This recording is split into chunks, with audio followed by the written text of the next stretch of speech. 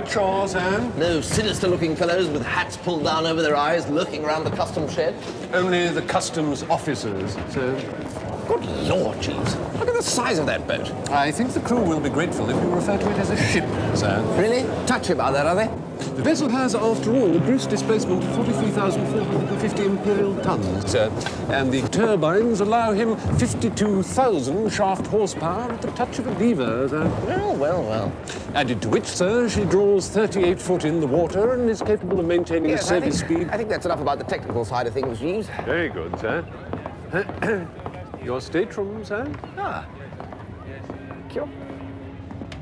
I say, Jeeves, this is something like what? You approve, sir? I should jolly well think I do approve, yes. There's just one thing. Where do I sleep? In here, sir. Good Lord, Jeeves. And I thought it was going to be some sort of cupboard affair with you having to clamber up onto the top bunk. The poor people do travel in such a style, I believe, sir.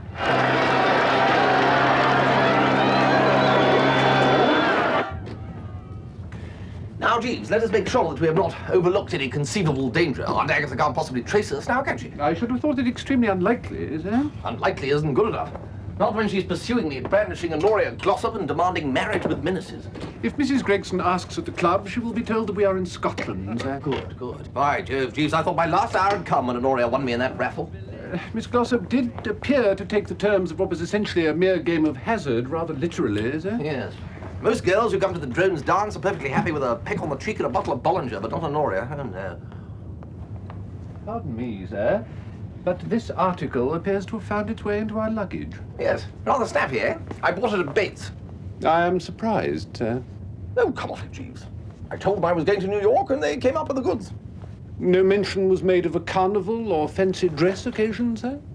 Jeeves, it's a perfectly good hat. I shall be the Beau Brummel of Broadway.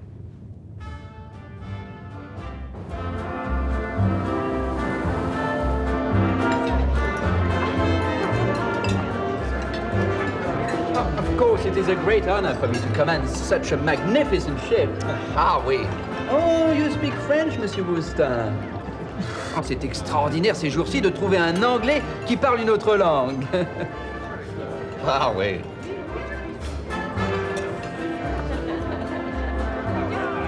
It's Bertie Wooster.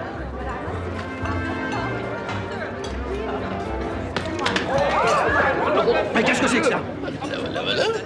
Bertie! Tuppy! This is not the sort of behavior we allow on this ship.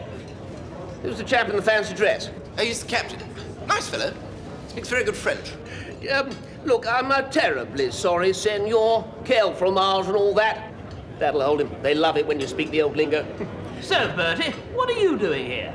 Well, likewise, old Fizzgig. Yeah, just business, you know. Business? Don't say you've broken the habit of a lifetime and actually found a job, Tuppy. No, I'll tell you what it is. You know how your Aunt Dahlia is always on about me working and earning a living and being able to support Angela after we get married and all that sort of stuff. Yes, well, aunts are like that, of course. I was saying to Jeeves only the other day. Well, I met this fellow at the Bottled Oyster, and he was telling me about this wonderful American car of his. Well, of course, I know quite a bit about cars, so I went outside to take a look. And he was right. An absolute corker. Look. Very snazzy. It is, isn't it? It's called a Spritz polecat, apparently. Just look at those chromium-plated pipe things sticking out of the front end. Yes, well, as a matter of fact... Anyway, there were a couple of us there. Barmy, Oofy, Prosser, Bingo, Ronnie Fish, all the usual crowd. And they were climbing all over it and asking where they could get one from. Well, and of course the answer is they can't. And I thought to myself, hello. Anyway, to cut a long story short, I sent a cable to the man who makes them, and I'm going to meet him in New York and become the sole importer of these desirable motors.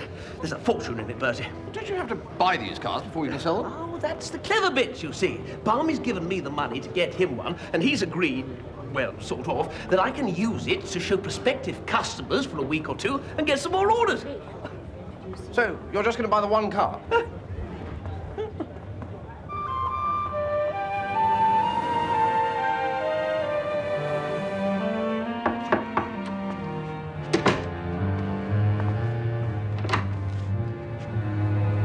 Mr. Wooster. Who should I say? I'm Lady Malden. This is my son.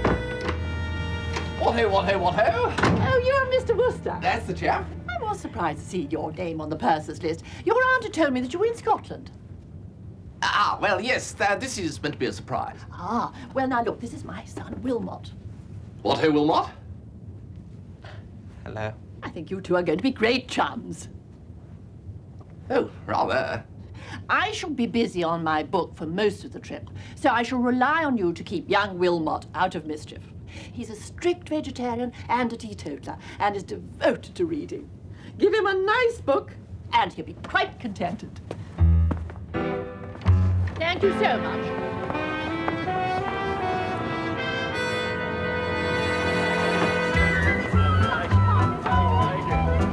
Yes, dear. Do you mind if I... Because it's a bit restricted. That's it. It's one of the hips, you see. It's a sort of gentle sway. Now this time.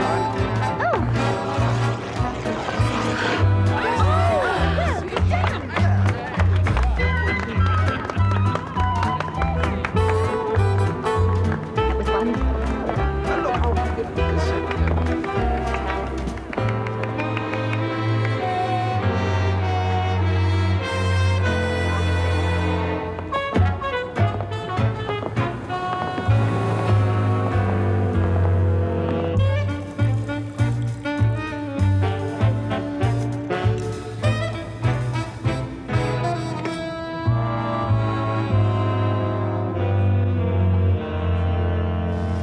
Heard of limpets, Jeeves? The gastropod mollusk of the genus Patella, noted for adhering tightly to rocks, sir. Exactly, Jeeves. Well, this blasted Pershaw seems to be noted for adhering tightly to Worcesters. Can't get rid of the blighter just as I'm about to click with some toothsome filly. Up pops Motty Pershaw to enliven proceedings by standing at my elbow like a wet weekend in Chalfont St. Giles. Perhaps it is for the best, sir. Shipboard romances are notoriously transient. I don't need Motty to protect me from heartbreak, Jeeves. Let me learn from my own mistakes, say I. I am willing to sacrifice myself. A most commendable attitude, sir.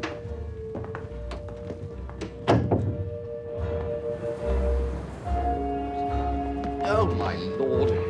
You haven't met Wilmot Pershaw, have you? Isn't his mother that woman that spent the weekend in Rio and wrote that book, Whither Brazil? That's the one. What-ho, Motty? What-ho, Bertie? Have you met Tuppy Glossop? What-ho, Tuppy? What, hell? Mother doesn't like me saying that. What? What-ho. She doesn't like me whistling either. Really? Or putting my hands in my pockets. I say, Motty, isn't it way past your bedtime? Yes, I know. I was just going now.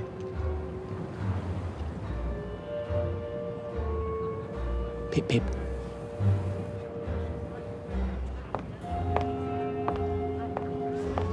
He's also a teetotaler.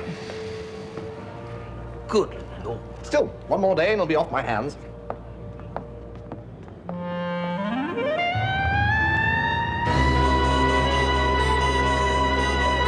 Well, there you are, Jeeves. Land of the free and the home of the brave. Indeed, sir. Also the land of prohibition, sir.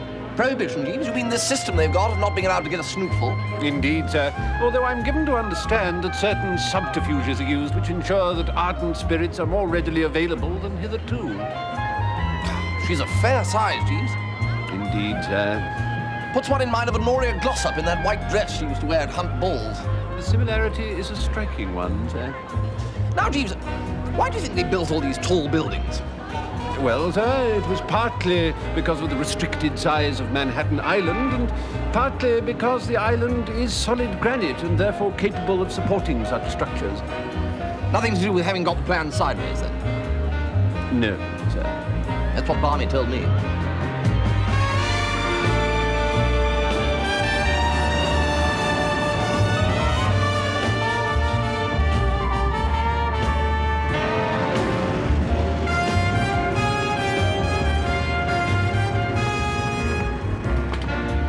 Pardon me for saying so, sir.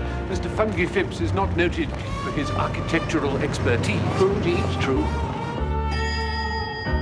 Apartment 51, please. Mr. Wooster is the new tenant there, and I am his manservant, Jeeves. Apartment 51 it is. You gentlemen got some visitors.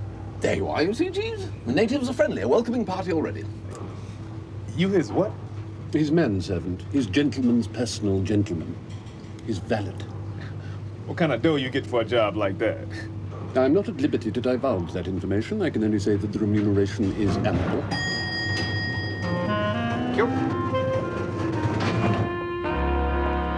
Remuneration? Divulge? Where on earth have you been, Mr. Wooster? We disembarked an hour and a half ago. Ah, yes, well, we had to fetch the key from the agents. Well, it really is most inconvenient. I've got a train to catch in less than an hour. Train? Now, where will Wilmot sleep? Sleep? Ah. Oh, no. South facing. No, Wilmot can't have too much sun. What do you mean exactly, sleep? Ah, I'm staying here. No, you're not. Why can't you go with your mother? Ah. Oh, this one. I get fearfully sick on trains. Or a hotel? Oh, no. Wilmot is essentially a home bird, aren't you, my darling? Yes, Mother. Well, yes, but not my home. Your Aunt Agatha was most anxious to get in touch with you, Mr. Wooster. No. There was talk of a young girl dreadfully wronged. Wronged? No. All that happened was... Hitherto, dear Wilmot has been sheltered from the temptations of a great city. It's such a relief to know that he'd be safe with you, Mr. Wooster. I shall rely on you. Now, I simply must go. It's essential that I catch the 11 o'clock train. I have to visit Sing Sing, and I'm terribly interested in prison conditions. Well, yes, but... And then I'm going to work my way across to the West Coast, visiting points of interest on my journey. No more than 2 weeks. 2 weeks? 2 weeks will be ample. America from within. Isn't that a grand title, Mr. Wooster? Well, yes, it's... Now you're going to be a good boy, aren't you, Wilmot? Yes, Mother. And remember, I shall have to rely on you for most of my information about New York, so don't forget to take notes of your impressions. It's such a help. Goodbye, my darling. Bye, Mr. Wooster.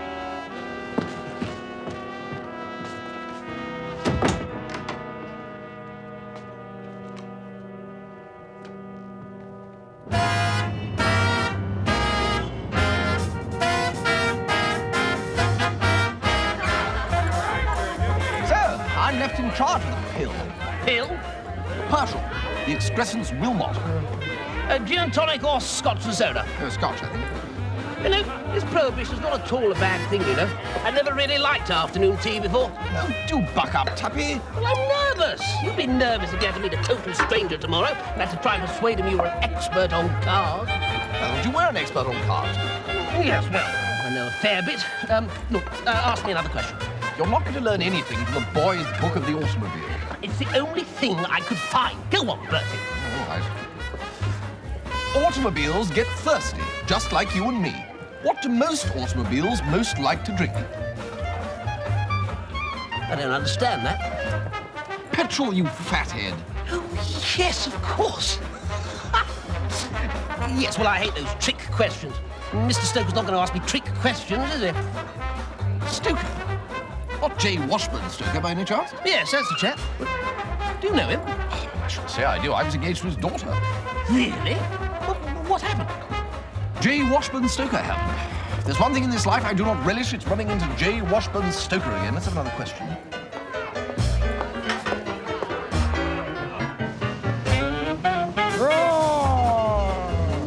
Roar, old Lion City, roar!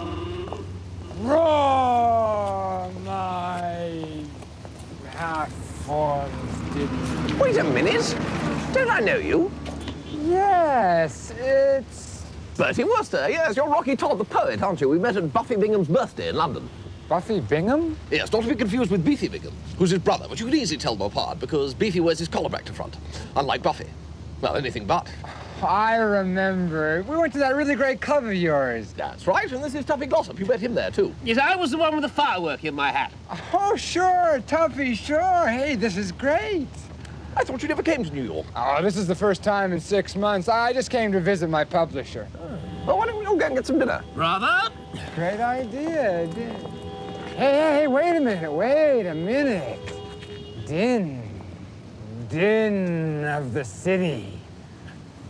City without pity. This is good.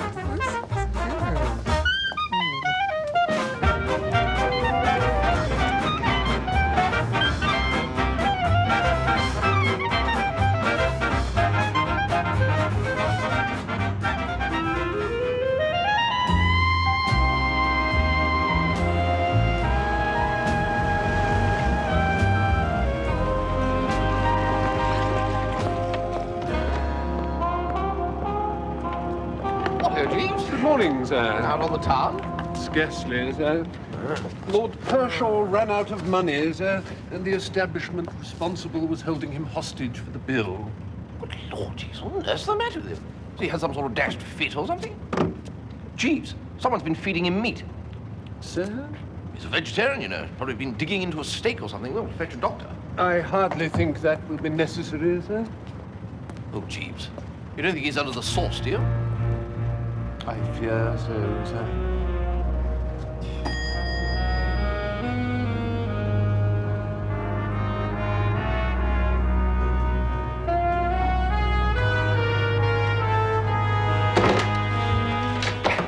Good Lord, Jeeves, what would his mother say? One does not like to contemplate it, sir.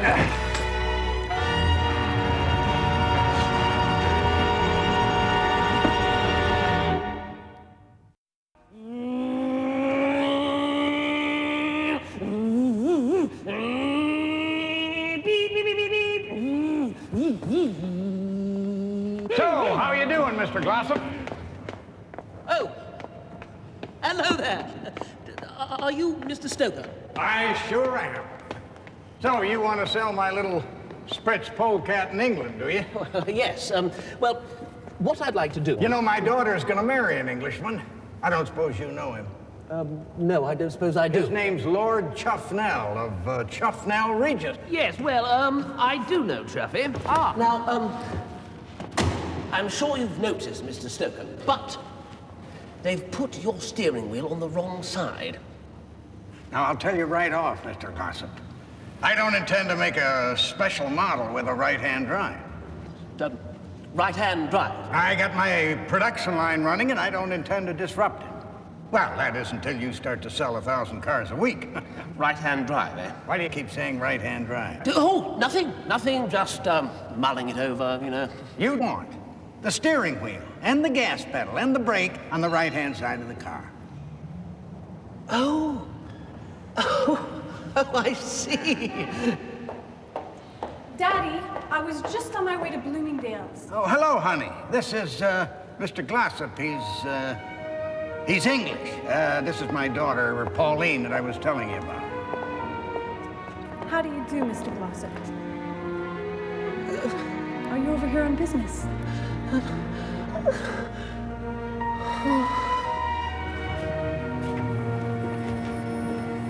Ah! What ho, Bertie? Tuppy, old fruit. How did it go with old man Stoker? Pretty well, I think. I was fairly impressive, though I do say so myself.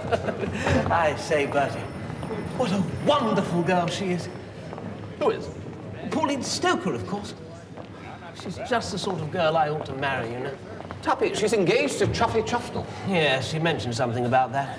I don't think it's, no, I don't think it's serious. My dear old Tuppy, one cannot just ignore the fact that a girl is engaged to be married to a chum, and what's more, a fellow drone. Can't one just? And while we're at it, you're engaged to my cousin Angela. I'm disappointed in you, Wooster. A gentleman would not have mentioned that. Ah, Jeeves. Any sign of young Motty yet? Lord Pershaw is awake, sir, and in good spirits. Is he, by Jove? I'm preparing a luncheon, sir. Lord Pershaw expressed a desire for sustenance not entirely satisfied by porridge, scrambled eggs, 5 rashers of bacon, mushrooms, toast, and marmalade. Good Lord, Jeeves. The man must have the constitution of a yak. Precisely the ruminant I had in mind, sir. Come in. Ah, what-ho, Motty? What-ho, Bertie? You ate something last night that disagreed with you, did you? No, nothing of the kind. I drank too much. Much too much. Lots and lots too much. And once more, I'm going to do it again. I'm going to do it every night. Yes, yes, right. You see, the thing is, Motty, I'm sort of responsible for you, so to speak, and if you carry on like this, I'm liable to end up neck deep in the soup with your mother. Oh, I can't help your troubles, old thing. This is the first time in my life I've had the chance to yield to the temptations of a great city. Well, yes, but Motty... Old thing, all my bally life I've been cooped up in the ancestral home in Much Middlefold in Shropshire. Until you've been cooped up in Much Middlefold in Shropshire, you don't know what cooping is. This is my only chance to assemble a disreputable past, and I'm going to take it. We seem to have chucked every principle of a well-spent boyhood and got it right up his nose. It is often the way, sir, when the shackles of familial piety have been loosened. I can see nothing for it, Jeeves. I shall have to stick with him. Try and keep the gaiety under some sort of control. Very good, sir. Lord Pershaw is dressing now, sir. He seems anxious to get out, as he puts it, on the tile. Oh, good grief, Jeeves. Hat, then. Very good, sir. No, Jeeves, my American hat. Very good, sir.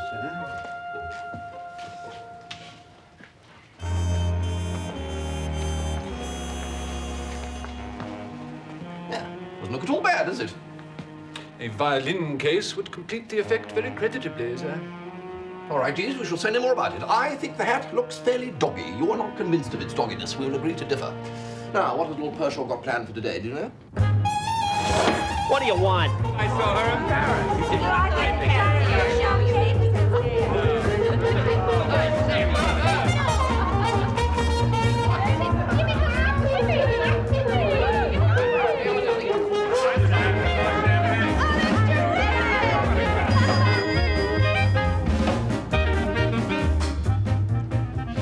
Sure, it's kind of late to be coming home, sir. Ah, yes, well, you know how it is.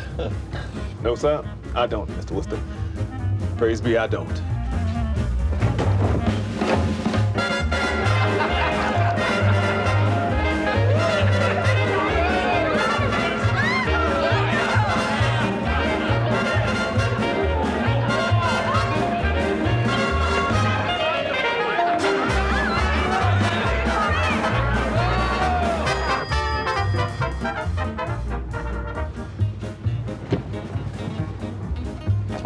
My friend is suffering from an unfortunate attack of food poisoning. Did I say anything, sir?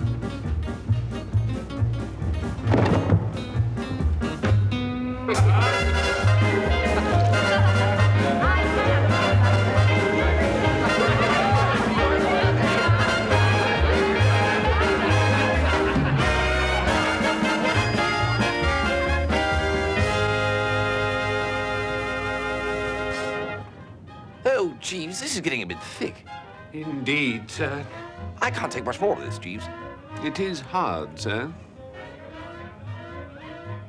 I can hear music, Jeeves. Of a kind, sir. Lord Pershaw informed me that he brought home a few friends last night.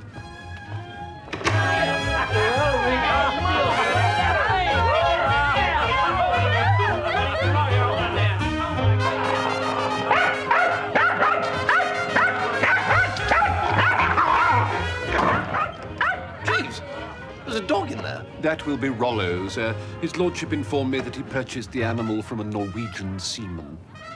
You tried to bite me. No doubt in time the creature will learn to distinguish your peculiar scent, sir. What do you mean, my peculiar scent? Jeeves, I do not intend to hang about in my bedroom while life slips by, in the hope that one of these days some dreaded animal decides that I smell all right. Very good, sir. Yeah. Jeeves, I've decided. I'm going away this afternoon by the next train. You remember Mr. Todd, Jeeves? No, sir. Yes, you do, Jeeves. Very good, sir. He's a poet. Anyway, I met him again the other night with Tuppy, and he invited me to go and stay with him in Long Island, so that's what I'm going to do. I'm going to get some peace and quiet if it's the last thing I do. So you better get along to Western Union, send him a telegram warning him to put the fatted calf on gas mark 6. Very good, sir. Do you wish me to accompany you, sir? I think not, Jeeves. You'd better stay behind to ensure that Motti doesn't burn down the old homestead. As you wish, sir.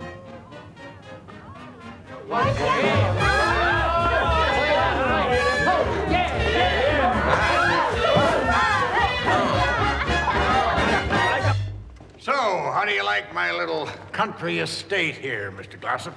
Little? I wouldn't call it little. I mean, well, you've got everything. A swimming pool, a tennis court, stables. Well, you know, we like to keep ourselves busy. Now then, I think it's about time that we get down to the nuts and bolts of your little business venture. Not so little, Daddy, if Hildebrand's going to be the sole importer of the polecat. Maybe and maybe not. What size order were you thinking of as of here and now, Hildebrand? Size of order? Hildebrand obviously hasn't come all this way just to buy 1 or 2 cars, Daddy. Sure. How many? Well, obviously not just, Well, they come cheaper by the dozen, I suppose, like eggs. Well, obviously, the more cars you buy, the better deal you get. Well, let's start off with 4. 4? 4 dozen, Daddy. Ah. Quite. 4 dozen.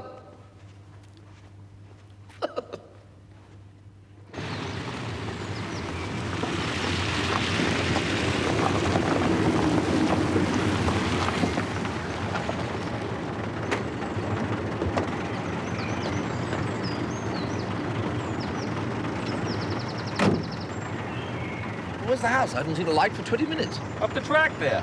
Oh, is it far? Just to the end of the track. Good night.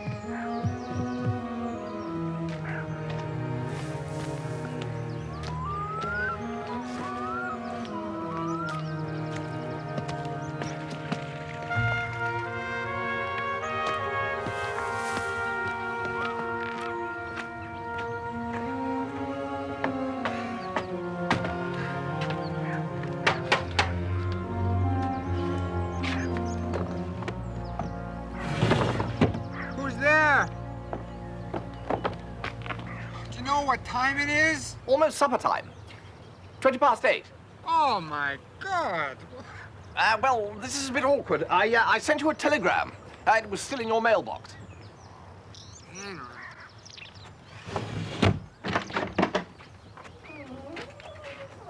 Who is that? Bertie Wooster. Bertie! Ho-ho! Hey, how you doing? Stay a week? Stay a month? Have a drink? No, I'll have the drink, but I can only stay a week if that's all right. Peace and quiet, Rocky, that's what I crave. Fine, fine, that's great. Come on in. Oh, nice to see you. Everybody loves my baby, but my baby loves nobody but me. Nobody but me. Everybody wants my baby, but my baby don't want nobody but me. That's all they to see. Jeeves, we're just going out for a while. Okay. Very good, my lord.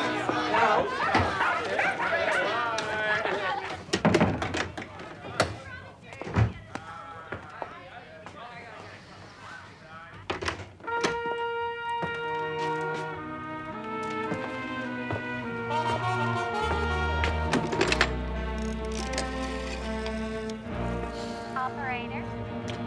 Get me the police.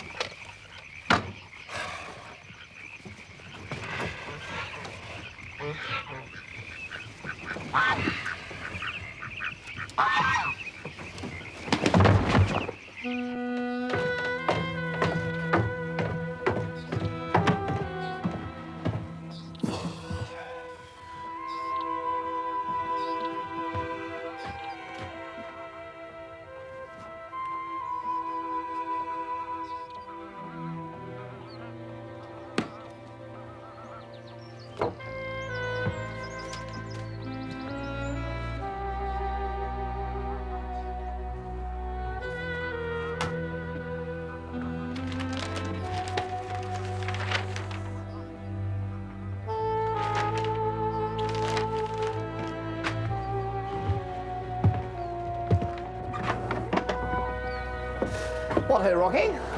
Oh, hi, Bertie. Enjoying yourself? Oh, fantastic, yes. Sure. Nice and quiet around here. Wonderful. Wonderful. So, Rocky, what else does one do for excitement around here? Excitement? Oh, you ought to be here in the winter. We get pretty high winds around here in the winter. Blowing the snow off the trees, blowing the... Oh, I don't know what all. Good Lord. Bertie! Toppy! What on earth are you doing here? Well, I rang your flat. Jeeves told me you were here. I'm staying at the Stoker's place up the road. Bertie, I need your help. 4 dozen? Or 48? Oh, what else could I do? Pauline was watching. Her eyes shining. What have her eyes got to do with it? But I couldn't just order 1 car. I'd look such a fool. Well, look an even bigger fool when you have to tell old man Stoker that, come to think of it, you don't want 47 of them after all, thank you very much. But I can't, Bertie. It's too late. Too late? Why? I'll tell you later. Yes. This'll do, driver. Thank you. The problem is, Bertie, I gave Stoker a cheque. For how much for? Get down, get down.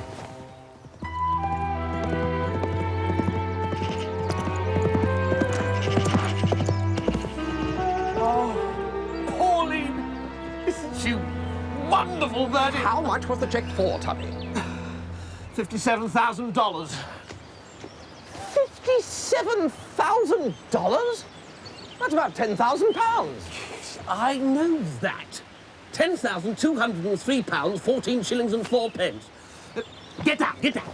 Oh, now what? I'm not a dratty mole, you know. No, I know that, but you can see the house from here. Very nice. Now, that's my room, 2nd floor, 1, 2, 3, yes, 3 along from the left. Why don't you put an X underneath it? Now, we're all going to be out at dinner this evening, so the house will be empty. So, if you think I'm going to risk my neck breaking into J. Washburn Stoker's house to steal back your dratty cheque, then you are suffering from one of the more dramatic forms of brain fever. The last time I had any social contact with Stoker, he was going to kick my trousers up through my hat. And then I hadn't even thought of burgling his house. I was only engaged to his daughter. Bertie, it couldn't be simpler. Now, I'll keep my window open. I know how to turn off the burglar alarm, and it's the servants' night off. Couldn't be simpler.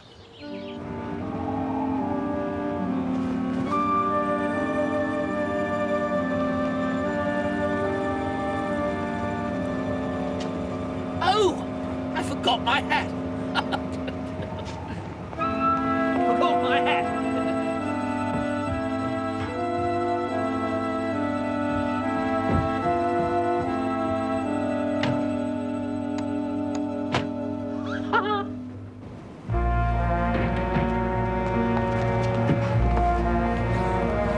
Hat. Got the hat.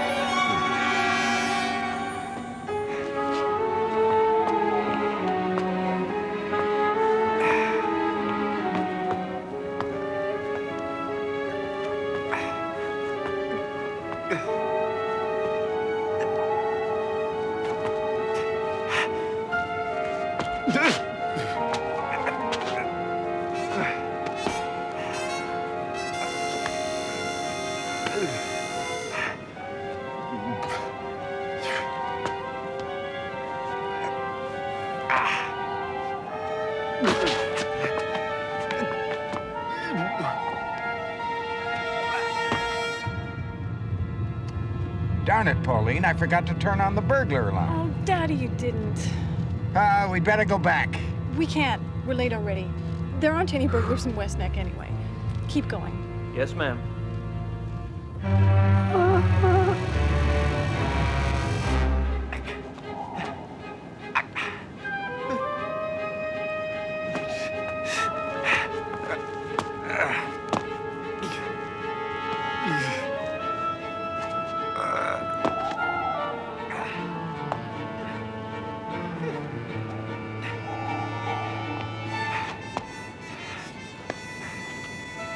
listening?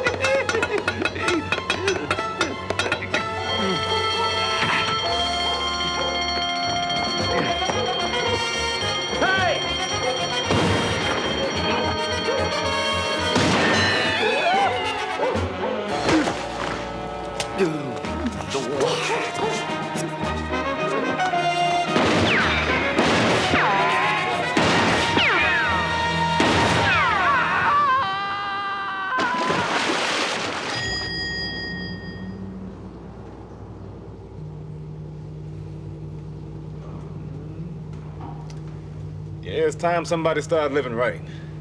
Because somebody is starting to look a little worn, if you know what I mean.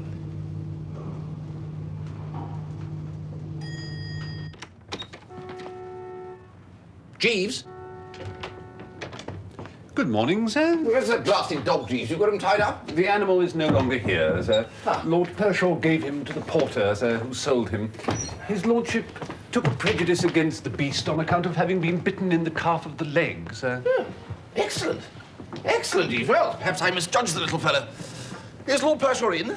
No, sir. You expecting him back for lunch? No, sir. Where is he, do you know? In prison, sir. Prison? He assaulted a constable who was attempting to arrest him for disorderly behaviour, sir. But, Jeeves, this is frightful. How could you let him do it? What on earth is Lady Malvern going to say? I rather fancy his bit of time will have run out by then, sir. Well, yes, but supposing it hasn't. In that event, sir, it may be judicious to prevaricate a little. If I might make the suggestion, sir, I should inform her ladyship that his lordship has left for a short visit to Boston. Boston is a very respectable centre, sir. Jeeves, I think you may have hit it. Thank you, sir. With respect, sir, this is perhaps the best thing that could have happened. Oh, I didn't see that. Had this temporary immuration not intervened, sir, it is highly likely that his lordship would have ended up in a sanatorium by the time Lady Malvern returned. You're probably right, Jeeves. The last time I saw him, he only looked a couple of steps away from the Happy Tablet Academy. Now, Jeeves, I must tell you what happened last night. Mr. Glossop has got himself into a spot of bother with the Stokers. In love with the daughter, in debt to the dad. Yes, sir. Mr. Glossop was kind enough to put me in the picture when he telephoned earlier. Did he ask for your advice, Jeeves? Not precisely, sir. He expressed an eager desire to lay hands upon you, sir. Did he, by George? That was the way he expressed himself, sir. Well, I wouldn't mind laying hands on him, as a matter of fact. He was the one who didn't turn the blasted alarm off. He did mention that he would be lunching at Oscar's Delmonico at 1 o'clock this afternoon, sir. Perhaps you might find him there.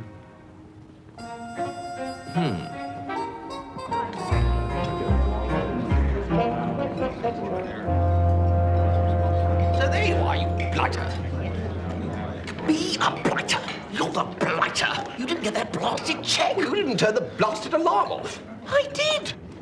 It's just that Stoker forgot to turn it on, so it was off. So when I turned it off, I turned it on. What?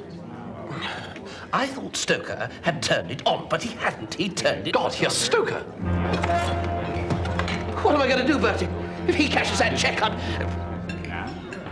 Bertie? Hello, Pauline. Mr. Stoker, do sit down. Would you care for a dry martini before we order lunch?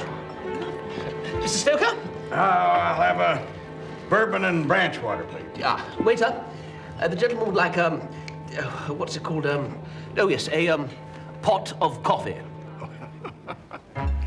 Well, Mr. Glossop, I suppose this lunch is to celebrate our little business deal. Well, in a sense, yes. How dare you? What? What's the matter, Pauline?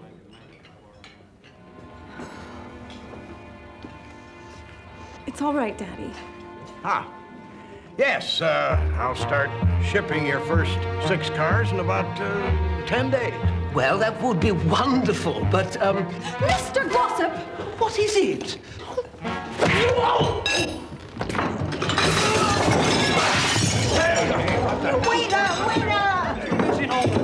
the hell is going on here? And who the blazes is that? You! Can't you keep your table in order? Push off! Waiter! Why do you let these poor folks in here? Poor? It's Bertie Wooster. Well, well, well. Well, yourself, old fruit. Gossip! What was that man doing under our table? Don't be silly, Daddy. It's Bertie Wooster. I know perfectly well who it is, Pauline. I'm not likely to forget your ill-judged engagement to him. What ho, Mr. Stoker? Here we are again, what? Just what were you doing under our table? Well, I was just looking for a spoon. That is, an old chum. An old chum? Yes. Well, let me tell you something, Mr. Glossop. I do not intend to be in business with anybody who is an old chum of Mr. Wooster. That's not fair, Daddy. It's not Hildebrand's fault that he knows Bertie. I'm not in the business of being fair, Pauline. I am in the business of making money and protecting my family's good name. Oh, he's tearing paper now. Your check, Mr. Gossip. And if you came to me on bended knees and begged me to accept another one, I would spurn you. You got that? Spurn you. Come on, Pauline. Well, I got rid of him. Bye, Bertie.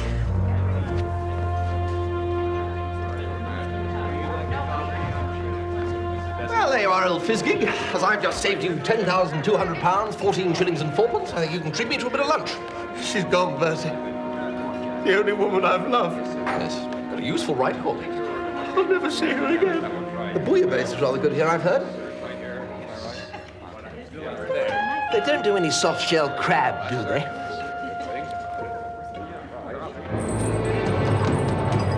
All right, keep it moving. Tell me, Warden, what measures would you take here at Blackwell's Island prison if one of these desperate creatures tried to escape? Men have orders to shoot first and ask questions later, Lady Malvern. Very proper. I was You guys. Pick that up. Keep moving. All right, leave him be. Come on, Limey, get moving. Just a second.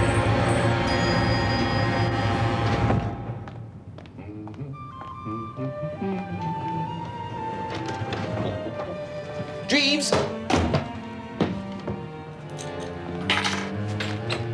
Jeeves?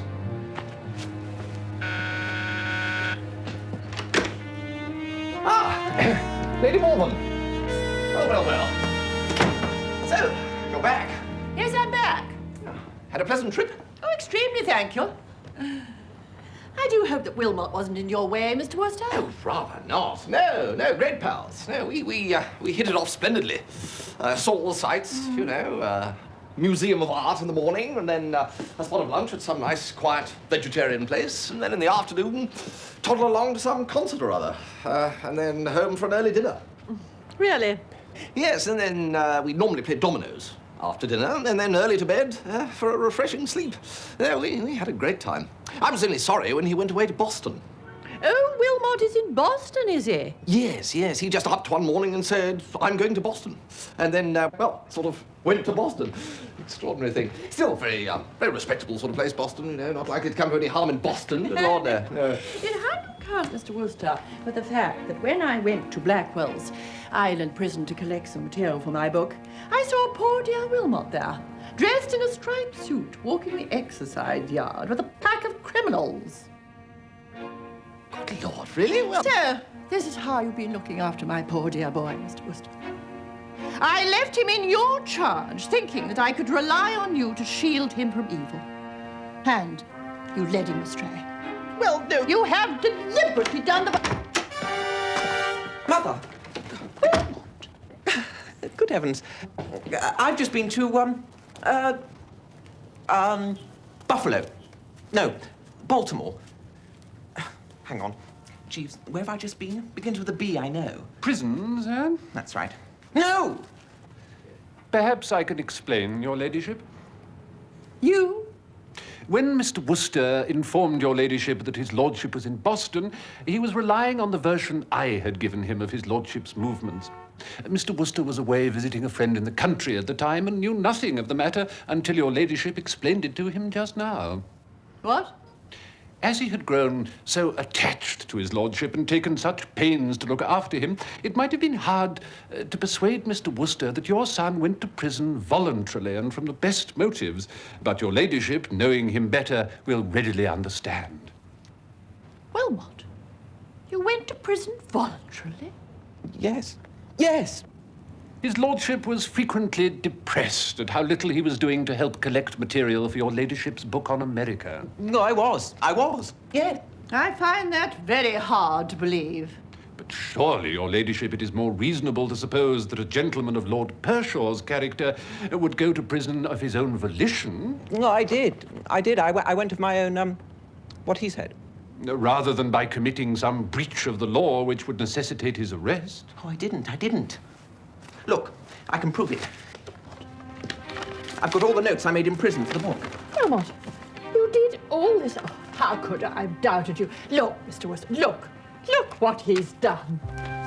Mr. Wooster, I owe you an apology. I have done you a great injustice. I should have had more faith in dear Wilmot's fine and pure spirit. Absolutely. Come along, my darling. Goodbye, Mr. Wooster, and thank you.